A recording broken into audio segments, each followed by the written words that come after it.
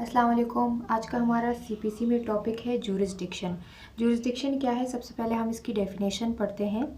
Jurisdiction is the authority by which the courts and judicial officers take cognizance of and decide cases. Jurisdiction जो है वो एक court की authority है, एक पावर है जिसकी वजह से वो किसी केस को डिसाइड कर सकता है। जब भी हम कोई मुकदमा फ़ाइल करते हैं तो हम सबसे पहले देखते हैं कि कोर्ट की जुरिसडिक्शन है या नहीं। अगर कोर्ट की जुरिसडिक्शन नहीं है तो हम मुकदमा फ़ाइल नहीं कर सकते, और अगर है तो वो कोर्ट कॉम्पिटेंट होता है कोर्ट केस को डील करने के लिए। 3 टाइप्स की जुरिसडिक्शन है: ओरिजिनल जुरिसडिक्शन, अपीलेट जुरिसडिक्शन और एडवाइजरी जुरिसडिक्शन। ओरिजिनल जुरिसडिक्शन क्या है? Power to hear a case for the first time, यानी कि जब आप फर्स्ट टाइम केस फाइल करते हैं तो वो ओरिजिनल जुरिसडिक्शन होती है। यानी मुकदमा जब ज़ीरो से शुरू होता है और फर्स्ट टाइम फाइल किया जाता है तो वो ओरिजिनल जुरिसडिक्शन होती है। अपीलेट जुरिसडिक्शन, जैसे जो जुरिसडिक्शन अपीलेट जुरिसडिक्शन उसे कहते हैं जो अपील सुन सकती है, जैसे कि सुप्रीम कोर्ट के पास है, हाई कोर्ट के पास है, डिस्ट्रिक्ट कोर्ट के पास है, जो अपील सुन सकती है। एडवाइजरी जुरिसडिक्शन, एडवाइजरी जुरिसडिक्शन जैसे कि कोई भी कानून पास होना हो, हर एक कानून नहीं लेकिन कोई कानून जो पास होना हो जिसके लिए कोई एडवाइस लेनी हो सुप्रीम कोर्ट से या हाई कोर्ट से, तो वो एडवाइजरी जुरिसडिक्शन होती है। ये कोई भी कानून हो सकता है, जैसे कि तलाक के बारे में कोई कानून पास करना है तो ये एडवाइस ली जाती है सुप्रीम कोर्ट से, हाई कोर्ट से, क्योंकि ये जो एडवाइजरी जुरिसडिक्शन होती है ये सिर्फ हाई कोर्ट के पास होती है और सुप्रीम कोर्ट के पास होती है। क्योंकि ये एडवाइस क्यों ली जाती है कि बाद में अगर कोई ऑब्जेक्शन हो कि ऐसा कानून क्यों पास किया गया है या ऐसा क्यों है, तो इसलिए ये एडवाइस शुरू से ही ले लिया जाता है सुप्रीम कोर्ट से और हाई कोर्ट से। जब भी कोई मुकदमा फ़ाइल करना होता है तो बेहतर ये होता है कि उसे लोएस्ट कोर्ट में फ़ाइल किया जाए, जैसे कि सिविल कोर्ट है, सिविल मैटर है, क्योंकि हम लोग सीपीसी पढ़ रहे हैं। अगर कोई सिविल मैटर है तो बेहतर ये होता है कि उसे लोएस्ट कोर्ट में फ़ाइल किया जाए। अभी जैसे कि मैंने आपको बताया कि अपीलेट जुरिसडिक्शन है तो ये सुप्रीम कोर्ट के पास है और हाई कोर्ट के पास। और जो यानी कि अपीलेट जुरिसडिक्शन का सिर्फ ये मतलब नहीं है कि ये सिर्फ अपील सुन सकते हैं, इसमें मुकदमा भी फ़ाइल किया जा सकता है। यानी इनके पास जो है ओरिजिनल जुरिसडिक्शन भी है। सुप्रीम कोर्ट और हाई कोर्ट के पास ओरिजिनल जुरिसडिक्शन भी है, यानी वो मुकदमा भी सुन सकते हैं, वो किसी फैसले के खिलाफ अपील भी सुन सकते हैं। लेकिन जो सिविल कोर्ट्स है जिसके पास ओरिजिनल जुरिसडिक्शन है वो फिर अपील नहीं सुन सकते हैं, लेकिन सुप्रीम कोर्ट और हाई कोर्ट वो अपील भी सुन सकते हैं, और केस ज़ीरो से भी शुरू किया जा सकता है। अभी तक मैंने समझाया कि जुरिसडिक्शन कितने टाइप की होती हैं। ओरिजिनल जुरिसडिक्शन है, अपीलेट जुरिसडिक्शन और एडवाइजरी। तो अब मैं आपको समझाती हूँ कि सिविल कोर्ट की कितने टाइप की जुरिसडिक्शन होती है, क्योंकि हम सीपीसी पढ़ रहे हैं तो सिविल कोर्ट की जुरिसडिक्शन कितनी होती है। Jurisdiction of a civil court, सबसे पहले से पढ़ते हैं टेरिटोरियल जुरिसडिक्शन। टेरिटोरियल जुरिसडिक्शन हमारे पास 2 चीज़ें हैं यहाँ पर, एक होती है इमूवेबल प्रॉपर्टी और एक होती है मूवेबल प्रॉपर्टी। अब जो टेरिटोरियल जुरिसडिक्शन है वो इमूवेबल प्रॉपर्टी के बारे में इसका क्या कॉन्सेप्ट है, और टेरिटोरियल जुरिसडिक्शन जो है वो मूवेबल प्रॉपर्टी के बारे में इसका क्या कॉन्सेप्ट है। तो सबसे पहले पढ़ते हैं territorial jurisdiction regarding immovable property.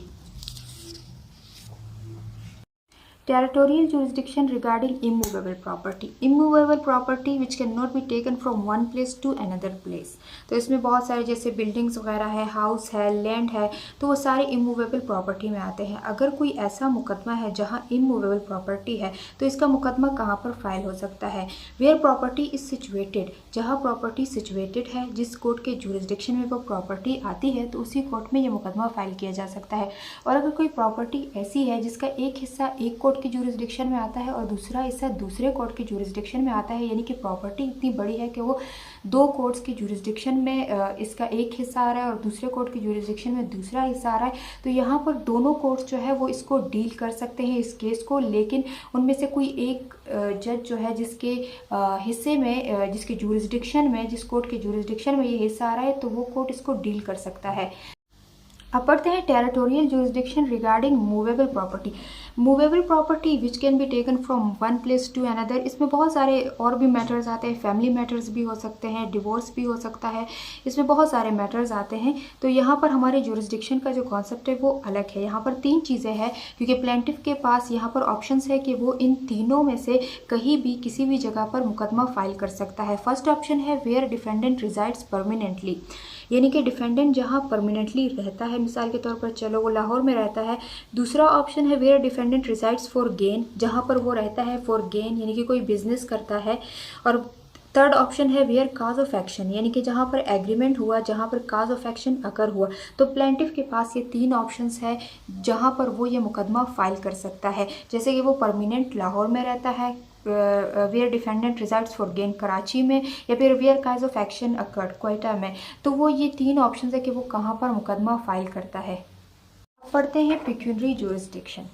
हर जज हर मुकदमा नहीं सुन सकता, हर मुकदमा जो है वो हर कोर्ट में फ़ाइल नहीं किया जा सकता, इसलिए यहाँ पर ये मैंने लिखा हुआ है पिक्यूनरी ज्यूरिसडिक्शन ऑफ सिविल जज ग्रेड 1 अनलिमिटेड, यानी पिक्यूनरी ज्यूरिसडिक्शन ऑफ सिविल जज ग्रेड 1 की जो ज्यूरिसडिक्शन है वो अनलिमिटेड है, मतलब वो कितनी भी मालियत का मुकदमा सुन सकते हैं। पिक्यूनरी ज्यूरिसडिक्शन ऑफ सिविल जज ग्रेड 2 5 लाख, यानी कि 5 लाख मालियत का कोई मुकदमा है तो वो सुन सकते हैं, अगर इससे ज़्यादा है तो वो नहीं सुन सकते। पिक्यूनरी ज्यूरिसडिक्शन ऑफ सिविल जज ग्रेड 3 2 लाख, अब 2 लाख की मालियत का अगर कोई मुकदमा है तो वो सुन सकते हैं, अदरवाइज़ नोट। तो इसको मैं आपको एक मिसाल से समझाती हूँ। मिसाल के तौर पर एक प्रॉपर्टी है जिसकी कीमत 2 करोड़ है, तो ये मुकदमा कहाँ फाइल हो सकता है? ये हो सकता है सिविल जज ग्रेड 1 के पास, क्योंकि ये अनलिमिटेड है, क्योंकि इसकी ज्यूरिसडिक्शन अनलिमिटेड है और इसमें कितनी भी मालियत का मुकदमा फाइल हो सकता है। वो हम पिक्यूनरी ज्यूरिसडिक्शन ऑफ सिविल जज ग्रेड 2 में फ़ाइल नहीं कर सकते, क्योंकि इसकी ये 5 लाख मालियत का मुकदमा सिर्फ सुन सकते हैं। और ये हमें पता कहाँ से चलता है?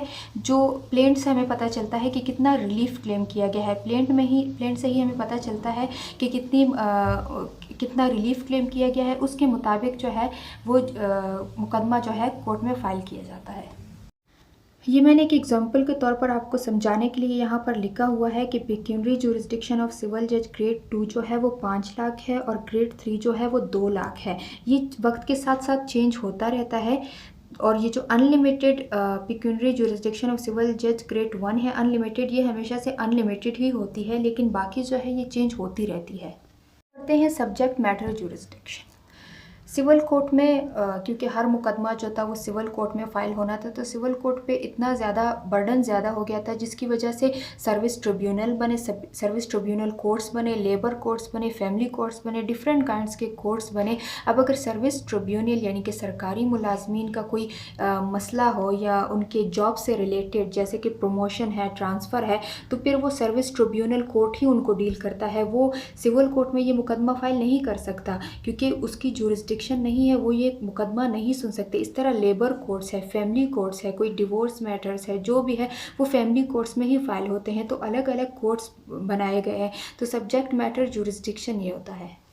तो ये था आज का हमारा लेक्चर। उम्मीद है कि आपको समझ आया हो गया। मज़ीद ऐसे लेक्चर समझने के लिए मेरे चैनल को सब्सक्राइब करें, लाइक करें और शेयर करें। Thank you.